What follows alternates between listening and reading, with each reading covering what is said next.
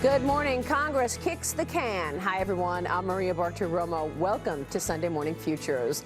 Lawmakers now have until Friday to do what they could not do for months, and that is reach a long-term agreement on funding the Department of Homeland Security. Can they get it together? Senator Richard Shelby is on deck. Nabbing potential jihadi Johns in the U.S. We will talk with a former CIA operative this morning. Now, a U.S. congressman on a task force to root out homegrown terror inside of our borders.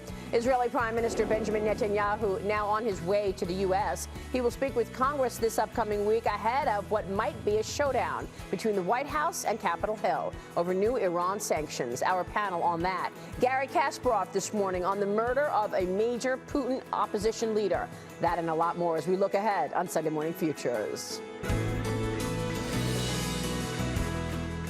Funding for the Department of Homeland Security has been extended, but only for a week. Democrats and Republicans unable to compromise on a larger bill, including language stopping the president's executive action on immigration.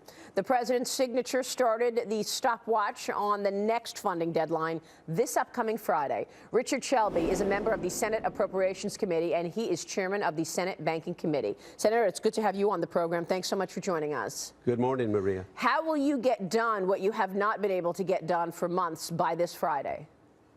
Well, that's a central question. We hope to get it done. What we're trying to do is get a vote on some riders that came from the House. We haven't been able to do that yet. There's a lot of opposition to funding the Homeland Security without us passing the riders. I have voted for the riders and will continue to do so. What we're trying to do, Maria, is rein in a runaway president, a president that has basically, in my view and others, have disregarded the Constitution. He's grabbed a lot of power. There's got to be a check somewhere. This is a good start. And you oppose the bill because it fails to address that executive amnesty, as you called it. Absolutely. I voted against that. A lot of us did. We'll see what happens this week. But we all want to fund the government. But at the same time, we want to be heard on something that we believe is meritorious to check the president on what he's doing. I believe it's unconstitutional. Senator, I want to talk more about this with you, as well as get your take on Benjamin Netanyahu's trip this week.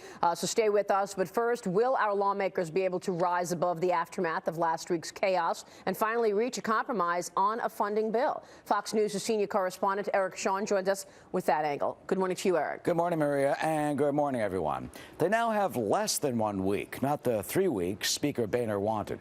The Department of Homeland Security remains funded, and President Obama's controversial executive action on immigration, well, that remains in place at least for just 5 more days. All over the country, Republican Senate and House candidates told the people, if you give us a Republican majority, we will stop President Obama's illegal and unconstitutional amnesty. I think we need to follow through on that commitment. That's the vow to fight the president's plan to give legal status to 5 million illegals. But tying that to funding for the Department of Homeland Security for now did not work. The House Speaker has to cobble together a new deal to try and keep the money flowing in the face of growing opposition.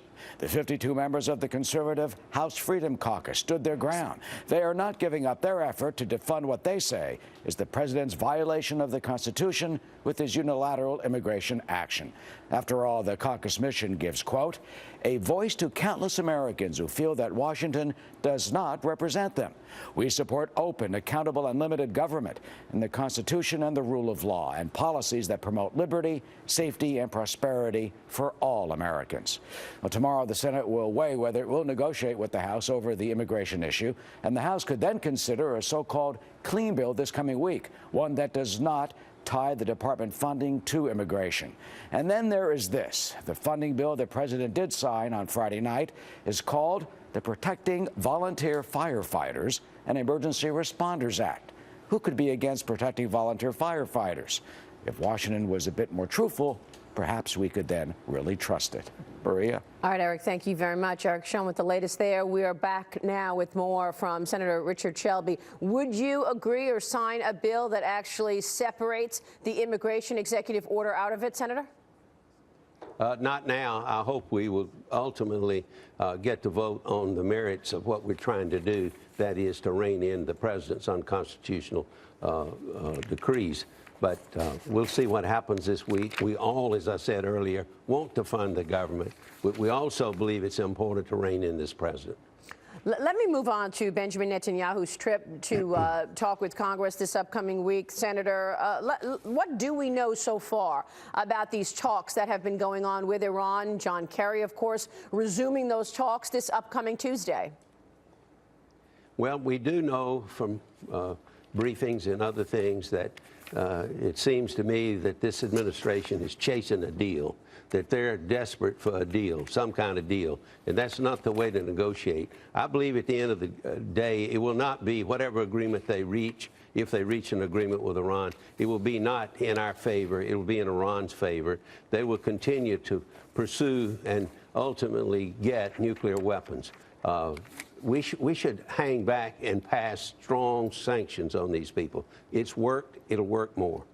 So let's talk about what you would like to see as a must-have in any agreement with Iran. Of course, critics of the deal, including those in Congress, have demanded complete dismantlement of Iran's program, given the history of lying in terms of its making uranium enrichment. Is that where you are on this? Do you want complete? I am. I think if Iran gets nuclear weapons, which they're doing everything to do, it's a game changer in the Persian Gulf and the Middle East. You're going to have an arms race we've never seen.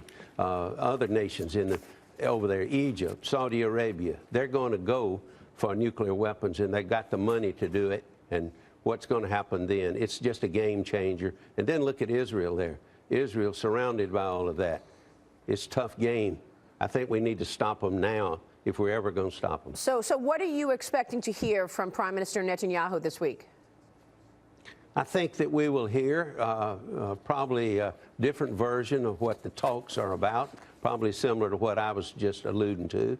Not the rosy thing that the president's putting out, but I think that we need to hear from him. You know, I think we get a different perspective.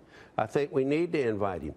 The president doesn't want him here because he's chasing that deal, as I say, and Netanyahu is standing in the way of it, and a lot of us hope to stand in the way of it. Right, understood, and I can see why that would seem really not unreasonable to hear Israel's position. Let me move on to Janet Yellen. You were among those questioning her last week when she testified in her semi-annual speech to Congress. What did you learn about the Federal Reserve after speaking with the chairwoman, Janet Yellen? Well, the chairwoman was very cautious on talking about raising interest rates and other things, which he should be. I don't want to outguess the Feds, but right now inflation is basically under control, but we don't know that down the road. And I think we got to look at it and what happens in the Federal Open Market Committee in the next 2 or 3 months. So you'd like to see them start raising rates this year then, Senator? Well, I would hope we would never raise rates, but sometimes you have to raise rates if inflation starts showing its head in a big way. Price stability is very important, as you well know. Senator, good to have you on the program today. Thanks so much. Thank you, Maria. Senator Richard Shelby joining us this morning.